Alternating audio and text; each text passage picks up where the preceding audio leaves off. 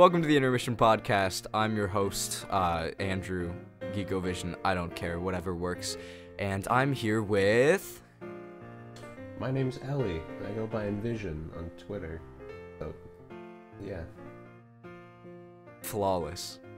That was 10 out of 10 out of 10. You also do First Quest with us, so First Quest is a thing. It's gonna happen eventually.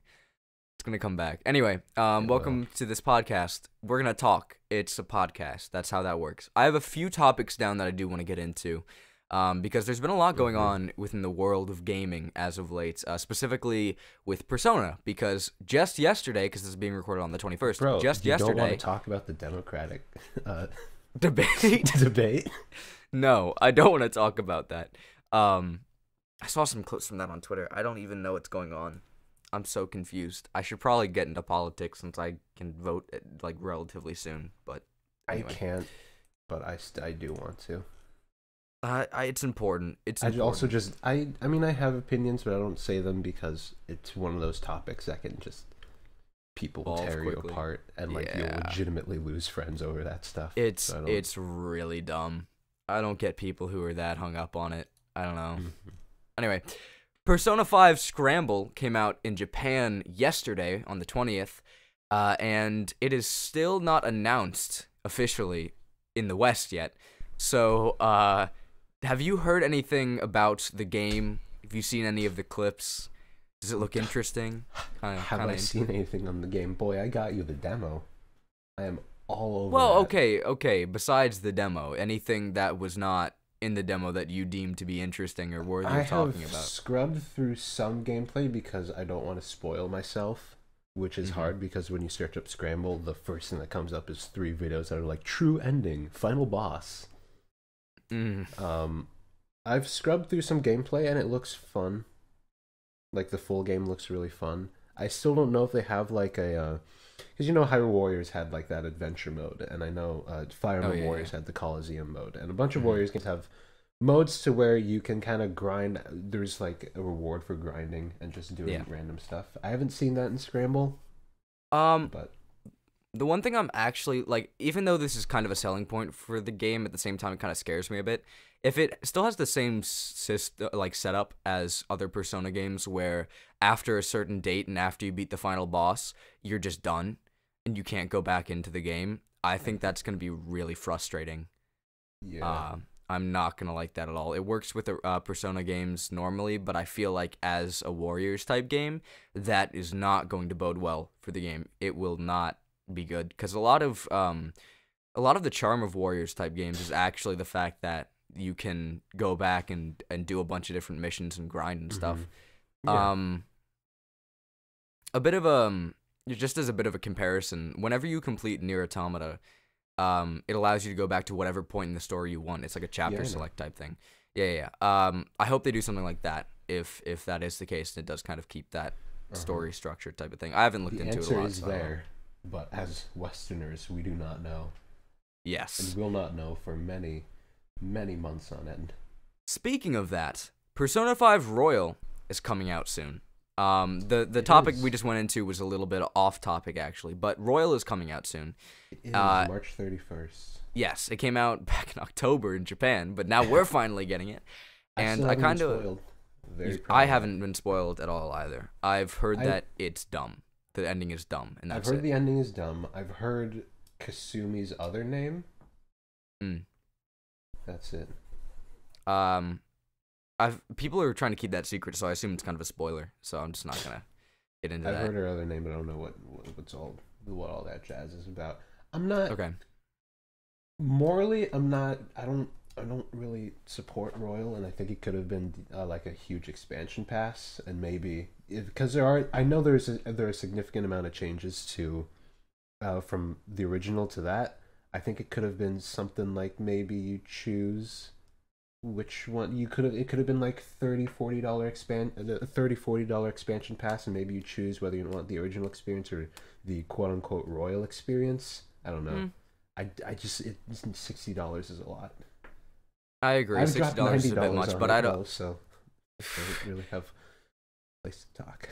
I don't think that because I'm gonna have to wait and see to talk about that. I personally haven't looked into the game at all. Actually, I know about very minor things, things that were released pre Persona 5 release in Japan.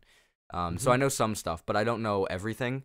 So I don't really have a lot to say on that. I just know because there was that full list of changes, and it's a bunch of really good quality of life changes, but like, is that worth repackaging a PS4 game and selling it for $60? I don't think so. Cheaper. If it was cheaper, that'd be. I think one of the things that makes it seem so, for lack of a better word, scummy, is the fact that the original game costs $20 right now, and sometimes it goes to the $10 range. So repackaging that and selling it again for $60 does seem very scummy. PlayStation Now. Oh, really? Yeah. Wow. Yeah, so like repackaging that game and then making, some changes, some significant changes, but then repackaging it as $60, I think that's the issue there. If it was maybe like $40, it would have been better. Or just an expansion pass. Because I feel like it's being done because of tradition. Like, there is Persona 3, The Answer, and there's Golden, Persona 4 Golden. But those were done... The Answer was made in a time where that stuff was hard to do. So they had to kind of resell it. And Golden was made to push Vita consoles. This is just... It's on the same system, so I don't get why it couldn't have been an expansion pass. The day and age where that's very common. Again, I think I can't really say much on that, but if the changes are significant, I don't necessarily know whether or not I would. Life changes. It's a huge amount of quality of life changes. But there's also like My Palace and all that, and I don't know if there's more it sounds of like that a great type expansion of thing. pass edition. I literally cannot have this discussion with you because I don't know anything. I know. But from what I've been seeing, it seems significant enough to the point where I don't know if an expansion would really work out. I don't know. Because I don't know. We'll see. I'm just looking at like the Xenoblade expansion, Torna, which was essentially a full game. Yeah, you could also buy it separately though, and it was like $40. So again, that goes back to my point. If it was just sold for $40, people wouldn't be complaining. The whole $60 thing is probably the biggest issue, not necessarily that it needed to be an expansion. It could be an expansion, sure. But if it's sold separately for cheaper, I think it would have worked out just fine. Or if they waited to sell it on the next console instead of just doing it on the PS4 again. I think that's probably the biggest issue. Launch title. It really could have. But what you gonna do? There's been some minor complaints, of course. There's been some minor complaints about Say that again. Sorry, I didn't hear you. I was just saying, to an extent, all those hashtags are definitely deserved.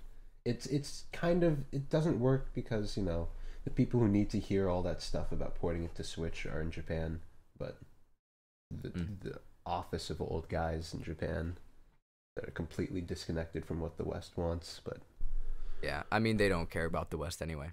That's blatantly clear. I've seen people complaining about the text in Royal, not necessarily the writing, but the fact that the font. I did not even notice that until someone pointed it out. No, it's not a big deal. It is not a big deal. It is very I literally jarring. did not notice that, and I did not care until someone pointed it out. And when they pointed it out, I was like, wow. Tell me why I should care. Tell me why I should care. That is the smallest change in the world. I don't care. Why they changed it. It's not that big of a deal, but at the same time, I prefer the original font. And especially with because you know how in the original font they did like some of the letters in their name have this little black box over them. And I don't think that looks as nice in this new font, but it's not that big of a deal. I just didn't even notice. It was such a small deal to me. I did not notice. It's a very jarring change. It's really not though. It's really jarring. not. It's not a big deal, but it's jarring. That's what I'm saying. Jarring to you, but I didn't even notice it. That's how small of an issue it was for me. It was a non-issue. Disagree. The Persona community is being stupid, as per usual. Anyway, enough of that. on the topic of Atlus, there's also been the whole Atlus. Wow, I can't speak. Atlus port thingy going on, where there's a lot of people. This was a little while ago when I wrote this, but there was the hashtag #BreakFree Persona thing like a few days ago. What are your thoughts on Persona coming to different consoles, and why would it be great, or why would you dislike it? There's no reason to dislike it. That's just gatekeeping. Mm-hmm. Yeah, I agree. A lot of people were, for all the people that were happy about that idea and that perspective on things, there were an equal amount of people who were just like, no, stop it. And just put money on a full console just to play one game. It's like, well, not all of us can do that. I have a PS4 and I also have a PS Vita, so I have access to essentially the entire series, but I still, for the many people who don't, it really sucks, and I'd love to see it come to Switch.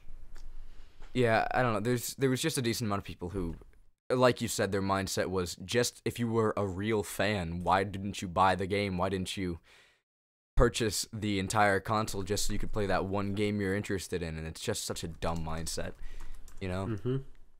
Speaking of a little bit of a dumb mindset, kind of going along with some of the things that those people were saying, there's the idea that you can't be a fan of a game unless you play it.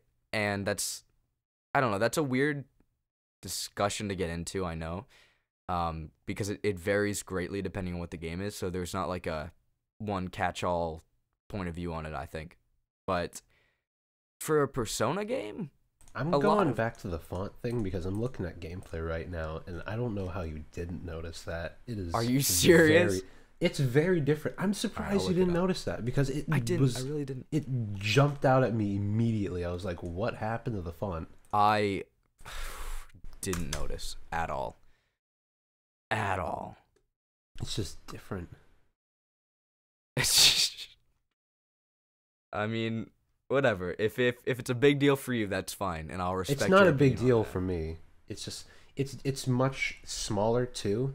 So, like, the large text box that they have makes less sense. Oh, It's not as thick. It's not boldened. I think it would be better if they just made it bolder. I mean, that's fair. I haven't paid much attention to it. So, either way, it's not gonna faze me very much. Just the thing, but what you were talking about, I just don't like gatekeeping in general. And it's like, I understand what people say when people are saying you can't be a true fan of something. I get what the mindset behind that, but I think that you can be a fan of something if you haven't played it. You can be enthusiastic about it. Yeah, I haven't had the full experience, but you can still be enthusiastic about it. That's true. I don't know. My mindset behind it is that it depends on the game again. Like for Persona, a lot of the gameplay you're missing out on is pressing X and reading, and I feel like a lot of that story and a lot of that gameplay can simply be gathered through watching videos of it or something along those lines. Yeah. So with a game like Persona, I just don't see why you couldn't be a fan of it through enthusiasm of the characters and the story. But when it comes to like Mario or something, I don't know. I think you can still be enthusiastic. You can say, "Oh, the game looks really fun. I'm really enthusiastic." About it. I think you can say that. Yeah, but I don't know. There's a fine line between enthusiasm and being a fan of it, I think. Isn't that what a fan is? Someone who's enthusiastic about something, maybe. Yeah. Let me check. It's an apparatus with rotating blades that create. Okay, moving on. Oh wow. And person, there we go. A member. Fuck. You were wrong. No, a person who has strong interest in or admiration of a particular person or thing. Enthusiast. If you're enthusiastic about something, you're a fan, and there's no reason to say, "Oh, well, not really. You haven't played the game." It's like, I get it especially because what the thing that differentiates games from other mediums is the level of interactivity. So it's like if you aren't interacting with it, or can you enjoy it? And it's like, well, yeah, you can enjoy it. Yeah, I guess my main point I is don't think there's any reason. With more gameplay heavy games, it is more difficult to know that you're enthusiastic about it, because the gameplay within Mario is literally the only reason to play it. So I don't know. I think that's where my mindset with that comes from. With more story heavy games, you know, what's stopping you from being a fan of it? Because you've already experienced the majority of it. But with a Mario game, if you watch it, I guess you've experienced some of it. But it just feels like a very stark contrast between a story heavy game and a more gameplay focused game. And I feel like there's a bit of a difference there. But I don't know. I don't care if someone says they like Mario and they haven't played it. Whatever, dude. You do you. I mean, I don't really care. Yeah. I mean, you haven't played Mario. I'm just, if you may notice, I'm just a very anti-gatekeeping person. Just play what you want, enjoy what you want, and if someone else enjoys it, they haven't played it, that's not your problem. And yeah. Some people are just a bit too nosy. Yeah, especially with toxic fandoms. Yes. I feel like a lot of people go after the obviously toxic fandoms, like, ooh, Smash Brothers bad, and then like, ooh, Sonic bad, a bunch of furries, ooh, Smash bad, or Sonic bad. Like, in the early 2000, like early 2010s, I'd say it was bad, but like nowadays, it just, the problem they have is just inconsistency, because like, it was like, ooh, Colors was amazing, now it sucks. Ooh, Unleashed was terrible, now it's amazing. That is the biggest issue. Sonic fans don't know what they want. That is the biggest issue with the fandom at the moment. Also hurts the games. Yes. Very much so. Yes. I mean, Sega has their own little issues thrown into the mix there. Like the whole, didn't at some point they lose the Hedgehog engine, and that's why Sonic Forces had to be built on the Lost World engine? It was built on Lost World. I thought they just made their own engine that was No, it's built on the Lost World engine. Oh, well. That would explain a lot. It's not great. And I wouldn't say it's a problem with Lost World. It's just they're very different games. Well, that's exactly what I mean. That would explain why it is so odd as a boost formula game. Like, it's just, I don't hate the game. I don't know. You haven't played it, so I know you can't really comment on this, but everyone... The story. Well, the story is the worst part, absolutely, without a doubt. I think it is the most mediocre experience I've had with a Sonic game in a long time, because a lot of the time Sonic fluctuates between being really good and just, like, bad, at least within my frame of reference, because I was born in a time when there was Colors and Unleashed and all that. And then there was Sonic Boom, and then Lost World, which I personally enjoyed. So there weren't really a whole lot of meh games. There were just like either good, or really good, decent, or just plain flat out bad. Sonic Forces is just the most average cookie cutter thing I've ever experienced in the Sonic franchise. Besides, like, Black Knight. It's, like, the levels are fun, and the design in some of them is fun. And then, as soon as you... straight line. That's what it looks like. Sonic, that you're talking about, like, Green Hill and stuff. There's levels like, the Death Egg, and then there's this other one, I can't even remember the name of it. Is it the city one? No, it's not the White City one. It's like a different city thing near the end of the game, and it's fun because the design of the level is so different from anything we've ever had before, because it's like, you start going downwards, you start tilting downwards, and because of that, you can just jump and boost to Sonic and boost over like a lot of it, but it's actually really fun to perfect. It's a really fun level, but the issue is they're so short, because you start having fun, and then as soon as you start having fun, it's done, and it's like, oh, okay, I don't know, it's not awful, it's just very mediocre. Anyway, moving on to something else. Oh, I was just still going to talk about Sonic. Oh, you want to talk about Sonic? I was just saying that I don't know. I just don't like the inconsistency in the fan base. I've been fairly consistent with my opinions. I never really liked Colors. and I really think Unleashed needs a remaster because it's just like very small things that keep it from being my favorite of the series, or of the 3D games. I don't know. I think Unleashed probably has the best. Well, I've heard that the a lot of only people. problem I have with Unleashed is the frame rate. That is the Frame only rate? issue I have. And some of the moons, the medals, that's what they're called. I'm not crazy about some of them, especially in Werehog stages where you miss them and it's like, oh, I have to play a stage for 20 minutes again.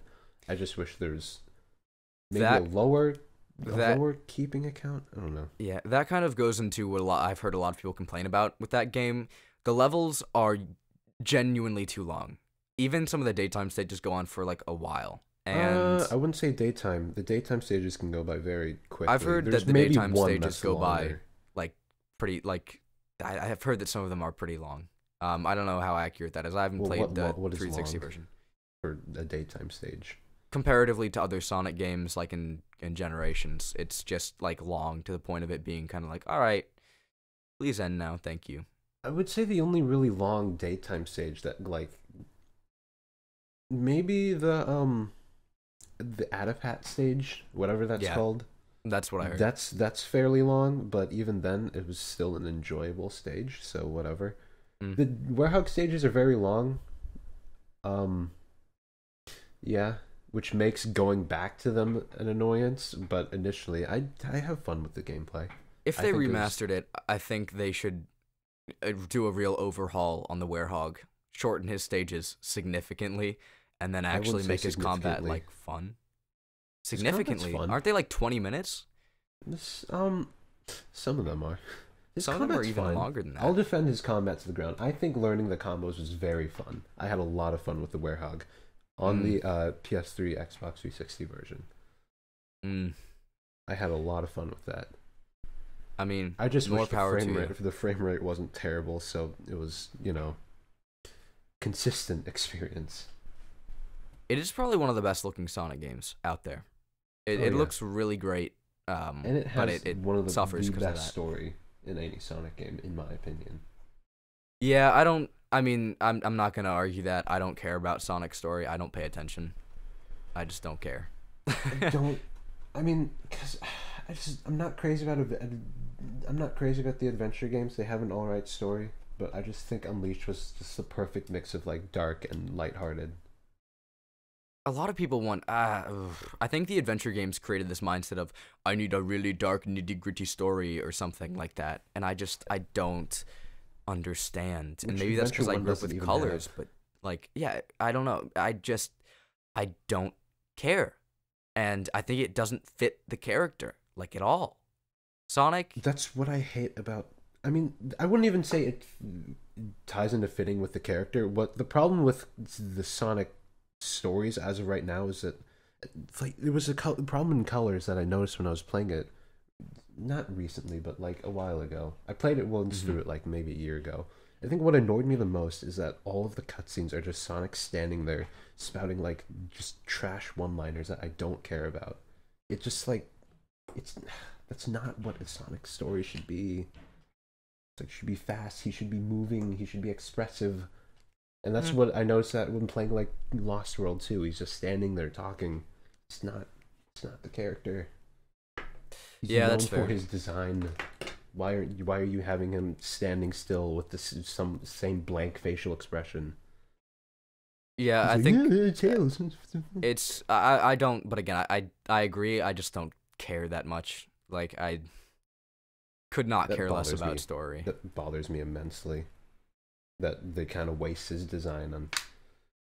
I don't even think it's a waste of design.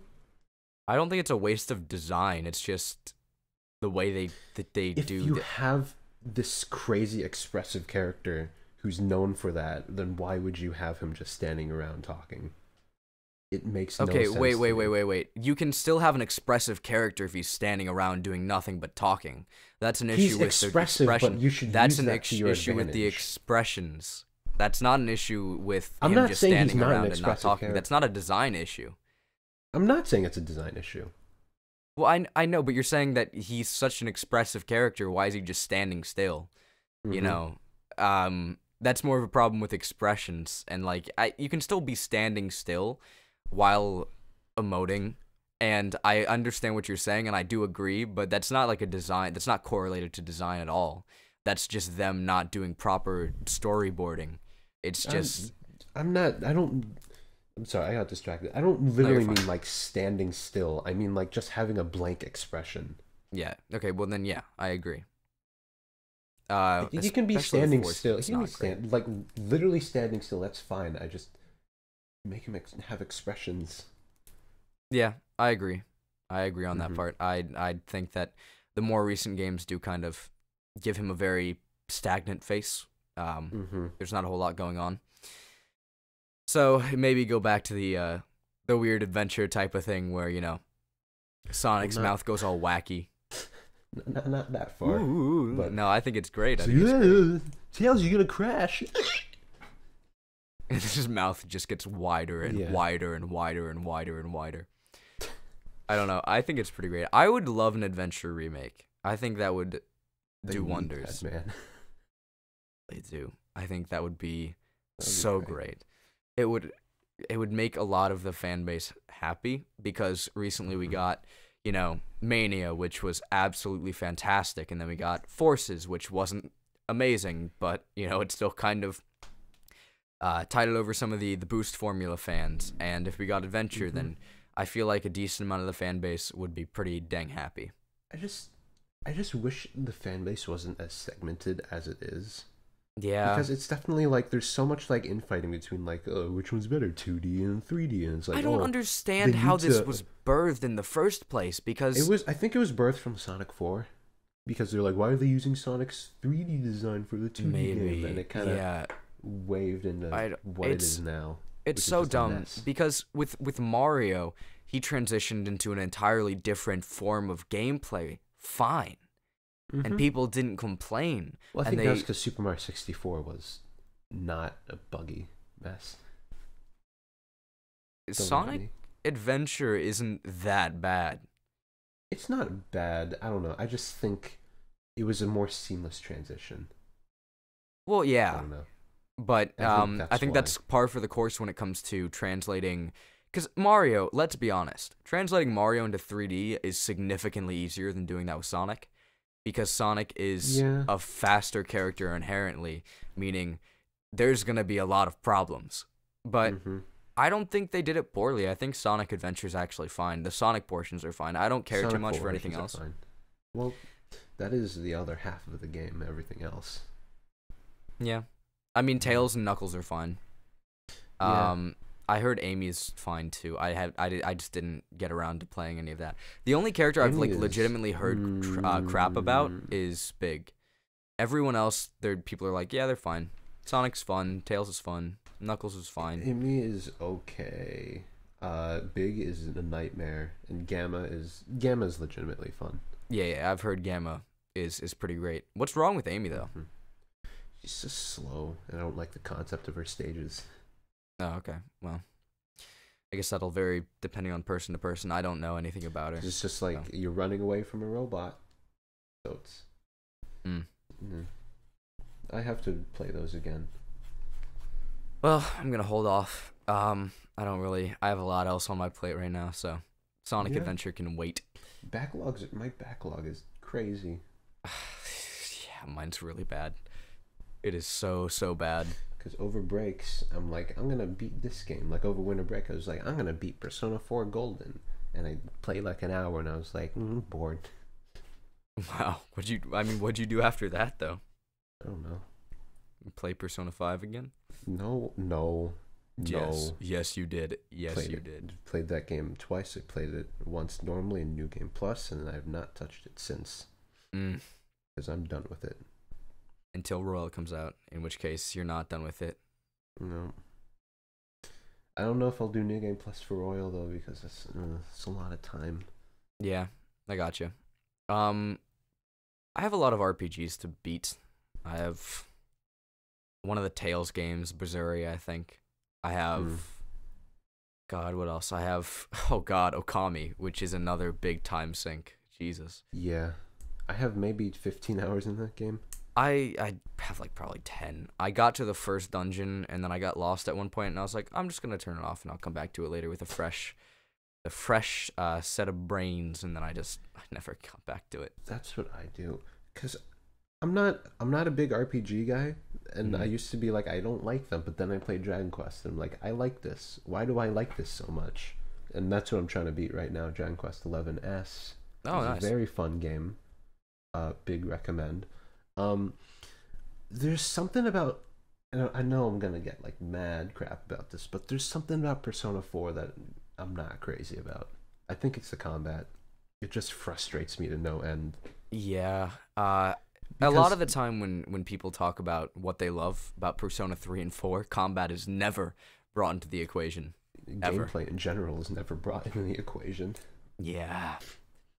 Some people actually prefer the randomly generated dungeon design, and it's not even design. It's just Ooh, I've never seen that before. The only thing I see people prefer is like not being able to control your party members in Persona 3, which that's not an interesting take on the story. That's just bad. This is bad RPG design. And I'm not gonna defend it in any way. That's awful. I'm gonna name drop though. I think the person who said that was like Simply Dad. No. Simply Don't Dad. dox him. Simply Dad is his YouTube channel name. He's made a lot of videos I'm not too keen on. It's a little iffy. I think one time he also did like a video about how he didn't like commentary channels or something, and he's a commentary channel. Yikes. And it's he's a special type of guy. You know, I'd give him a kiss on the cheek if I met him. You know, and then I mean, like I'll say, and because I said that, I will say I enjoy the game overall. I really like Persona 4. I like the cast is definitely one of the best developed because every dungeon solely focuses on like one character's what issues they're going through. So you end up they have a lot more development than characters in 5 and maybe 3 even. That's cool. The overarching story is all right. Okay. What are you okay? It's really it, man. I'm trying to search for things that I super enjoy. There's not much to it. It's just like, you know, you have your confidants. Not all of them are good. Some of them are really good. I'm just struggling for things to say about the game. Overall, it's all right. I like it, but I don't know. I think the gameplay is probably one of the. It's I don't know about you, but for me, I care so much more about gameplay than anything else. Yeah. Story is important, obviously, especially in a game like Persona, but where it's a large amount of your time. Yeah, but I care mostly about gameplay. You know, if the game's not fun, why play it? You know, bringing back a little Reggie knowledge there. And also, the music, Persona 4's soundtrack is really good, but there are some songs that just kind of start to grind my gears a bit. Your Affection, that song. Yeah, you told me about that. It's a good that. song, but for like an overworld song that's always playing in the background, it really gets annoying after a while. Yeah, I can imagine. Beneath the Mask is a very quiet song, so it's not annoying at all. I don't listen to that after 200 hours. An overworld theme, I think something needs to be like... It depends on the situation, because for an overworld theme in Persona, you probably need something more calm, like Beneath the Mask. You know, there's times in which an upbeat song like that can work, but I don't think it works when, you know, you're hearing it all the time. Yeah. I can guarantee you if Whims of Fate was playing throughout the entire game, Persona 5, I would want to die. Like, the song is amazing, but I could not listen to it for, you know, 100 hours. It's no. Oh, yeah, 100% no. You know, it depends on the situation, and I've listened to Your Affection. It would not work within that scenario at all, in my opinion. It doesn't. Yeah. I have to turn the volume down, honestly. It's like, no, I can't do it. But it's a good game. I like it. Some of the combat is a little frustrating. I don't get the point of the one more mechanic if you can't baton pass. It's literally just, oh, I have another turn. I guess I'll guard, I guess. I don't know. Well, you could also just waste SP or HP by using the same move again. See, but you waste SP and HP. Yeah. Or you waste SP more specifically. Man, Persona. Gotta love it. I don't know about Persona 3 because I want to play it, but I don't know whether I want to play the original and probably get mad about it and quit after 10 hours, or I want to play the modded versions. Yeah, you should probably play the modded version. You can... But that's not the same experience. Yeah, I played it, I really liked it, but I played it with mods. That doesn't matter. You know, like, you want to have fun. And you can definitely say to people... You can still have a critical analysis of the game because you can say, you know, I played the modded version, but that's because I literally could not stand the base mechanics of the game. So you still have a critical view on it. You know, you don't necessarily sugarcoat the entirety of the experience based upon that. You still have a very negative connotation with that whole gameplay thing. Anyway, I don't know. I just think it's not worth it just to get the legitimate experience. Just get the mod version, dude. Or there's so many versions of that game. There's the answer, and then there's the PSP version, which is just a point-and-click visual novel with much better combat, but some crap world design. Yeah. That's one of the main things that made me not super interested in playing that version of the game. I started emulating it, and I was like, I don't know how I like this, so... I really want to play Persona 3 and 4 though. Like, just emulate Persona 4. Yeah, I probably will. I just really wish I feel so bad that Golden is left on the Vita of all things. Nobody owns a Vita except for you. I don't know why I do either. Well, doesn't your dad like Sony? Yeah. That'll do it. Yeah. I don't know. Vita is such a worthless purchase because people understood that. You can play the Mega Man games on them. Maverick Hunter X, and they oh wow, powered up. I think it's powered up, and that's the PSP. You didn't even need a Vita for that. Yeah. You didn't even need a Vita for that though. You could just do it on the. Another thing about the Vita. Oh my god! Apparently you couldn't.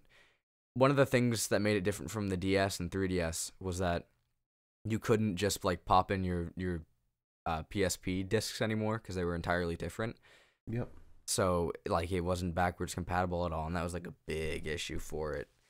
A really, really big issue. Yeah. Also, I'd say that's. Oh, I'm sorry. Oh no! Didn't the memory sticks or whatever cost a crap ton of money too? I don't know. I don't know too much about the original PSP. I think the PSP and Vita had Persona 4 Golden card in there, and that's never coming out because there's not really a game I'm interested in. The only other game on the Vita that I honestly think is interesting is Gravity Rush, but you can buy it for like $10 on the PS4. So yeah, no, don't buy it on Vita. Except there's no space on my PS4. Can we get now that I'm talking about Persona PS4 storage? Can we talk about Final Fantasy VII Remake? Oh, the 100 gigs of uncompressed video files. Are you kidding me? I don't have 100 gigs. I'm running out of space. I have 5 games installed on there. I have like 9-ish, 9, 10. Half of those are installed, and that sounds like a you problem. It is. It's me problem because I got the 500 gig version. Oh no, that's awful. Yes, it is. Why haven't you gotten an external hard drive by now? I have a 4 terabyte one, but it's on my PC. Then get another one. Just get another one. A bunch of money on another one. Just buy another PS4 and play Persona on there. Yeah, just buy 2 PS4s. I'd love to. I'd love to get custom firmware on my PS4.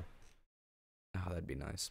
Because then you could actually play the Persona games on the PS4 without having to worry about Atlus never re-releasing them ever. I was talking about pirating Scramble, but yeah, you could also do that. I would not. I would not. I would love to buy that game, but at the same time, Oh my god. Like, just Atlus is so dumb. Sucks. I just want a place. I want to give you my money. If it was coming out like the same day in the US, I would have pre-ordered it. I would have definitely gotten it day one. Absolutely. I would be playing it right now. I would not be here. You would not see me.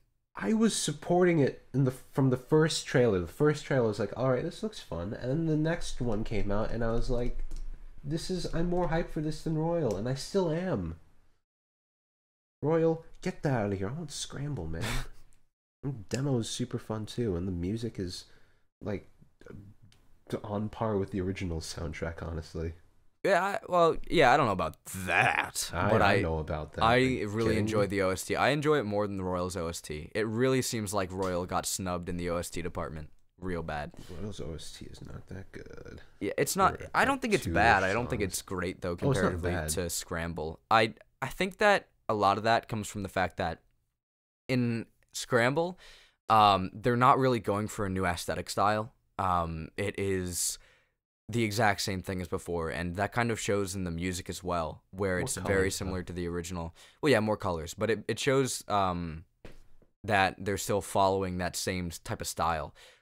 Royal's doing this weird thing where they're keeping a lot of the stylistic choices, but also trying to implement this new stylistic choice, which is just like a comic book-esque, like a bunch of random shapes and all that. It's weird.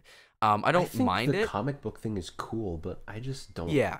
I'm not huge on how they did it. I feel like because okay, you got the Persona 5 art book, right? Yes. And it's the one with like it's the one with like the comic book style. Is that the one? Oh wait, no. I have a different one. It's the crap. What's it called? I don't know. It's one of the whatever that guy's name is, the Japanese guy art books. I forget. Sojima, it's the one with, I think. I think so. Yeah, it's Sojima. The Sojima artworks. It's the one with Futaba on the cover. It also comes with like a bunch of Catherine artwork. Oh, that's cool. I was talking about here. I'll send it, and maybe you can. No, I know what it looks like. Yeah, okay. I know what you're talking about. This one though, this is exactly how I would have liked the comic book style for this. Not how Royal did it with just kind of blocks and colors. Yeah, I don't mind what they're going for, but I just don't think that. I think it would have worked if it wasn't trying to compete with the original style of Persona 5. Mm-hmm. That is my biggest issue. It's clashing, and that's the problem. They didn't try to rework the style of Persona 5 at all. They're trying to mesh it with that style, and it does not work. And that's something that's evident even within the music, because it's a new style of music that fits more so with the new visual style, and that's competing with some music that was already in the original Persona 5. It's just two very different things, and I just think they didn't. If they were willing to take that step, they should have gone the extra mile. That's my take on that, you know? I just want to see more of this style in other places because I really love the art book cover. It's so nice. It's pretty dang good. I like it a lot. I'm really curious to see what they do with Persona 6 art style wise. Because you can't do Persona 5 again. Yeah. But at the same time, if you have to follow one of the most stylistically beautiful games of like the last decade. Mm-hmm. So what are you gonna do? I don't know. It's really thought provoking because I don't think even they know at this point. Maybe they'll go with something like an extension of what the world is. It? I heard something like that. I'd imagine it would be in. I hope so. I don't know. They might try to take the new style in Royal and do that to the max, and I wouldn't mind that. But also, I hope they do something more color based, like they've done with Persona 5, Persona 4, Persona 3, where it's blue, yellow, red. I don't know, green or something. Green. I don't know. We'll see. It's pretty interesting to think about. I'd love to see what they do. I'd like Persona 6 to have more like action RPG stuff because I know that's what they were going for in 5, but they ditched that. And I would love to see them maybe pick that idea up again. Yeah, I'd be interested in that. I don't know. I enjoy the turn-based combat of 5 though. Oh, I love the turn. Oh my god, dude. 5's turn-based combat. Oh my god. Dude, I can actually do something with one more. I know, it's great. I don't think there is ever... I don't know, this is a very broad statement from someone who hasn't played a lot of RPGs, but in my view, there's not really other RPGs that have grasped me combat-wise that much. Oh, I 100% agree. It's just so good. Maybe because I like the Mario RPGs because there's more interaction there. It's not just press a button and then the thing happens. It's like press a button, but then you have these commands. So I think that was gripping too, but how Persona 5 did it just... It's perfect. I think one of the main reasons that, like, I like the Mario and Luigi games and the RPGs in general, but I think that for Mario and Luigi specifically, I kind of wish that they had more party members you could, like, actually switch out. Oh, yeah. Because it makes the gameplay feel very stagnant after a while, even with all the bros attacks you're getting. Yeah, like Paper Mario. Paper Mario is. Paper Mario is pretty great. I don't play a lot of Paper Mario, though. I've played Super Paper Mario. I like that. Yeah, well, you can repent right now. So. Oh, I'm sorry. Yeah. Dear Lord, please forgive me for my... No, I really do need to play it, though. Eventually, someday. It's great. I played Thousand Year Door. I love that. I played the original. Love that. Super Paper Mario is different, but I love it for what it is. And I really want to play Color Splash. I need to get to that. Color Splash, here's the thing. Color Splash is very much, it's good. If you go into it with the mindset of, I want it to be exactly like the originals, you're going to be disappointed, because it's not at all. It's very much still Sticker Star, but it removes a lot of the issues that Sticker Star had. So it's Sticker Star, but better. That's not very hard to do, but it's not bad. I found myself enjoying it. I haven't gotten really back into it because I don't play my Wii U that much anymore, and I got it. You sell it for a lot more. No, I'm not going to. Do it. But I got Color Splash when I had a Switch. I owned a Switch at that point, and I got Color Splash. So I haven't played much of it, but I've been having fun, quite a lot of fun with it, and I think the whole paint mechanic does a decent job filling the leveling hole, where, the whole level up system that's been taken out, ripped out of the heart of Paper Mario. I think it does a decent job filling it up. There's still some cracks, but it's entertaining. I think heard it's good. That the writing is amazing. Yes, the writing is very good. Very good. There's the Toads, while being visually similar, have a lot of personality. There's one thing there's like a Toad who talks about his wife leaving him or something. It's so good. It's so great. Because that's something I loved. In the original, I just loved like Thousand Year Door because it not only had like crazy personalities, but like there were like so many different races of people that have never shown up again in another Mario game, and it's like, why don't we see those guys? Why don't we see the cheap conductor? I know, I think that's kind of one of the things that made so many of the newer Mario RPGs so weak, character-wise. There was just nothing. There was nothing to grasp onto there. It was really frustrating. Which, yeah. That's why, and there's a hint that, there may be a new Paper Mario this year that's more traditional. If this is true, I'd be very excited for that. I'd just take all my money. Nintendo, with what Nintendo's been doing recently, I don't put it past them to kind of run back and try that idea again, especially with Alpha Dream being a little deceased. Yeah. R.I.P. Making my childhood. It's really sad, but I guess that finally means I can get back into collecting all the Mario and Luigi games, because there's not going to be any more that I have to keep up with after this.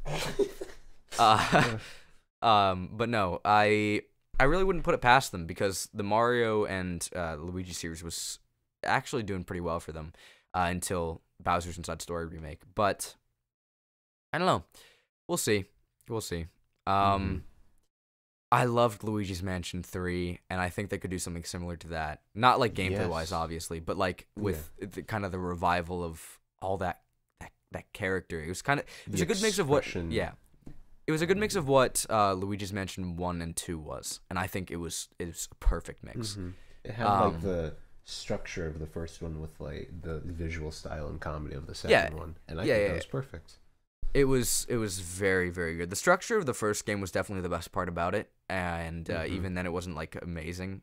I think Luigi's Mansion 3 kind of fixes some of those issues, because I found myself backtracking a lot, and that's not necessarily like... In which one? In Luigi's Mansion 1. Oh, just like to get to new places, I found myself walking like through all these rooms I'd already been in, not doing anything.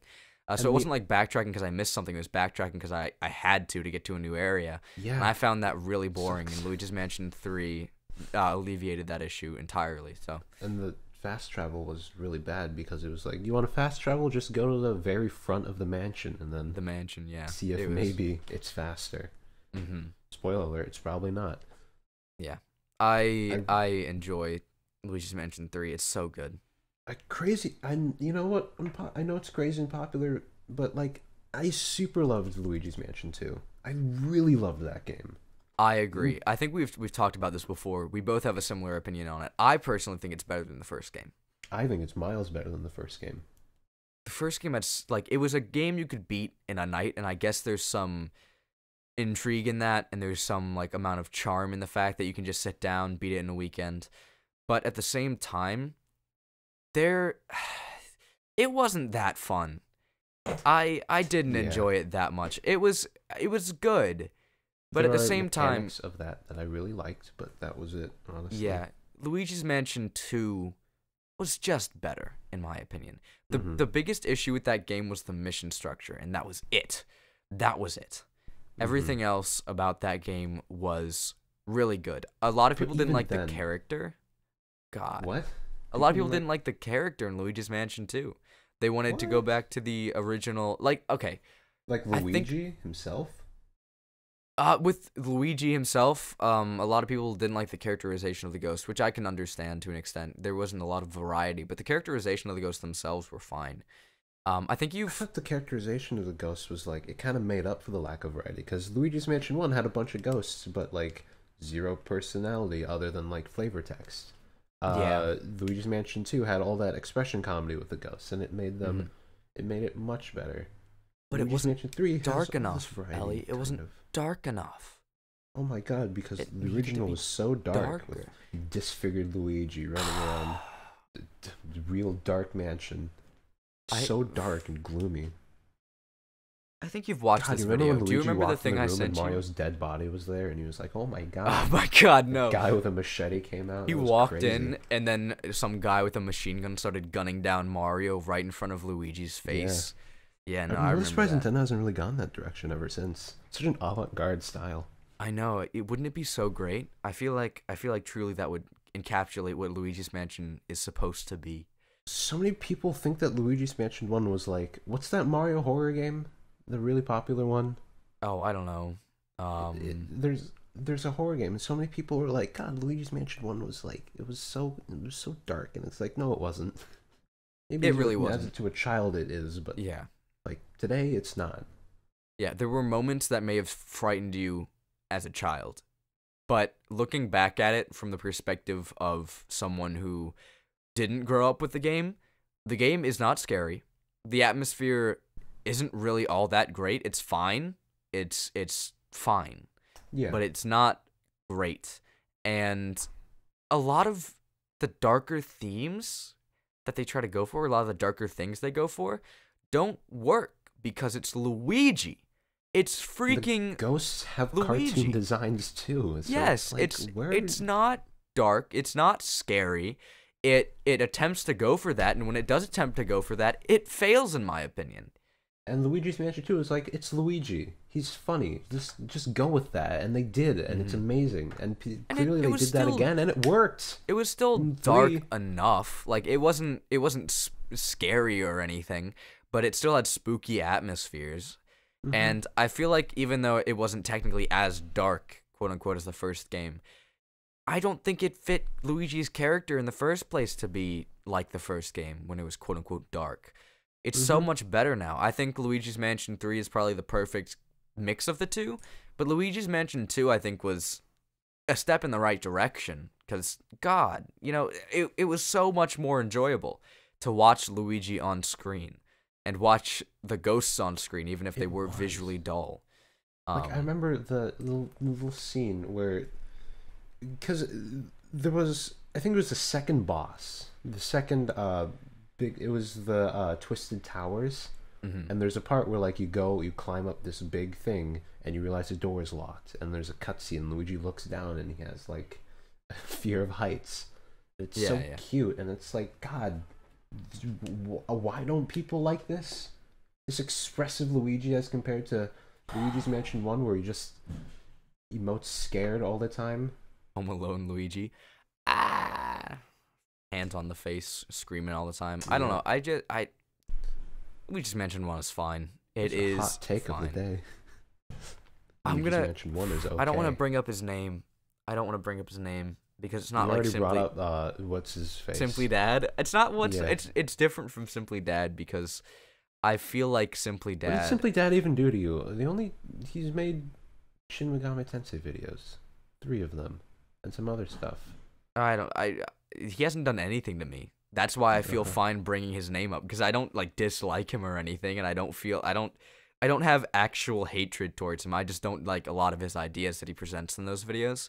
What does he say? And that's literally it. Well, you can go watch him later. I'm not gonna dissect his entire video right now. Man, that's 40 minutes. We could be playing Dragon Quest in those 40 minutes. You really could. Yep. But you've seen this video. You know who it's gonna be when I bring up the video. He was like skimming through the trailers of Luigi's Mansion 3, and he was talking about how the lighting wasn't to his taste, and all that, and he was talking about how one of the ghosts looked too human or something because of the color, and it was so frustrating. There are some to people watch. Who just nitpick everything you like, and it's like, well, he's like, nitpicking makes a game good, and it's like, nitpicking makes you annoying. You know, nitpicking may make a game good somehow, but it certainly doesn't make you look good. And he seemed so pompous. So pompous. I think the comment at the end really was like, he was like, what was the comment at the end? It was something along the lines of, you may have different standards for a Luigi's Mansion game. Yeah. And I believe in my heart of hearts that he had the best intentions. But it did not come across like that whatsoever. It was awful wording. Absolutely, positively terrible. It made him seem so bad. But anyway. Before we end this off, I do want to talk about one more thing, because I had this written down. The Sonic movie came out recently. Yeah. And it did. Yeah, it was. We watched it a day early. Yep, we watched it together. Hands holding, kissing each other while the scenes came up. Sonic was flossing. Yeah, when Sonic was flossing, there was an emotion that I had never felt before. I wanted to anger, hatred, confusion. The children sorrow. Next to me were in danger. I will admit, I was this close to just flinging my arms around and going absolutely ape mode. Unsurprisingly, our theater was just children. I mean, yeah. Exclusively children. I made a joke when a bunch of kids were coming in. I was like, "What are these kids doing in my movie?" It was, you know, I wasn't expecting anything different. I was just kind of sad that the woman with her like 2-year-old child was sitting right next to me, of all things, and I was just like, "Yeah, I mean, I should have known this was coming." But when Sonic was. The movie itself was good. I do want to bring up the flossing one more time, though, just to talk about my feelings on that. The first time he did it, I expected it. I knew it was coming because I saw it on Twitter. So I felt nothing. I felt nothing. Hadn't they replaced like the little dancing scene with that? No, it was the dancing scene happened after it. They just didn't show the flossing scene before it. I will say, when it happened a second time, it hit me. It hit me different because I knew it was coming the first time. But when he hopped up on a bed and did it, that's when I kind of lost it, because Sonic, he looked like a child on Christmas morning who just got like $1 million V-Bucks. I mean, isn't that what he's supposed to be? I know he's supposed to be like a 16-year-old or whatever. But... Yeah, like, to an extent, I was like, you know what? In this movie, he's supposed to be a child. I get it. Yeah, and it's a child's movie, and this was probably a choice by the higher ups, and it'll appease the children. To be fair, yeah. It fits his character because Sonic has always been about like the dated hip, like, ooh, look at me, wow, I'm so cool, I skateboard and stuff. Look at me, aren't I so cool? And it's like, for lack of a better word, the gross like 50-year-old guy trying to be cool mentality, you know? Mm-hmm. So it works with his character, but at the same time, I don't have to like it. You mean established in the movie or the games? Within the movies, but also earlier within the games when he was like the 90s cool I'd say type that's of like thing. Modern Sonic kind of stuff, which I'm not huge on. Modern Sonic doesn't really go for that anymore. Modern Sonic is still Modern Sonic is still very much in like the look at me, I'm so cool Modern in Sonic the 90s sense type of thing. Cool because he spits one-liners and he's like hee hee. How does that? But yeah, how does flossing fit more with that when classic Sonic was literally I'm not saying anything about flossing. I'm just saying you're not. I'm talking about flossing specifically. All right, I guess I don't know. You know, I think they present him as a kid in the movie, so it's whatever. I didn't actually care that much. It was a little bit saddening, disheartening, but you know, I will move on. I will live my life. It was good. The movie was okay. It was fine. It was good. Yeah. I came in expecting a kids' movie, some witty writing, and I came out satisfied because that's exactly what it was. Mm-hmm. I don't think anyone was expecting anything amazing, and because of that, and I think because we all had these like really bad expectations, it turned out fine. I enjoyed it. The only thing I kind of wished is that they had a bit more Sonic moving fast action scenes, because a lot of the times it was like Sonic gets mad and then he rolls into a ball and blows up a tank, and it's like 2.5 seconds. And, you know, there's this one scene where Sonic's running fast in a bar and time literally stops. And, you know, that does a good job showing that awesome. It's cool. And it does a good job showing that he's fast. But at the same time, I feel like there really wasn't a whole lot going on with Sonic actually fighting Eggman and, like, cool fight scenes incorporating Sonic's speed. And that was kind of what I was hoping for. But, you know, I don't care. It's not a big deal, and you know I wasn't expecting anything massive from a kids' film. Again, yeah, ultimately it's a kids' film. And while you know kids' movies like the Lego Movie or a lot of Disney classics can be like regarded as masterpieces or whatever, or be enjoyed by adults, you know, I'm not gonna be harsh on it and be like, you know, they could have really developed this relationship better, because I do think that they could have they were very sporadic with the relationship between Sonic and Tom. Mm-hmm. But you know, at the same time, I'm like, I'm willing to just kind of be like, whatever. It was children's movie writing, and that's really it. You know, relationships. Except for Eggman. Eggman was absolutely perfect. He was. I actually really liked the way they incorporated how Sonic started calling him Eggman.